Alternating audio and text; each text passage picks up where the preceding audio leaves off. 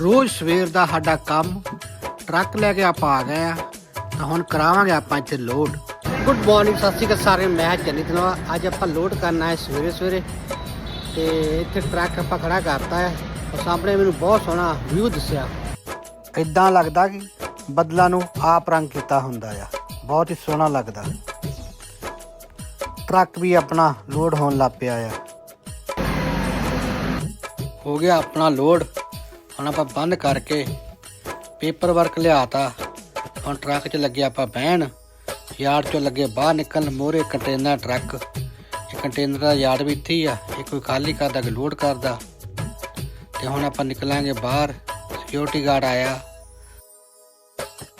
ਤੇ ਗਏ ਆਪਾਂ ਹੁਣ ਜੀਟੀ ਰੋਡ ਤੇ।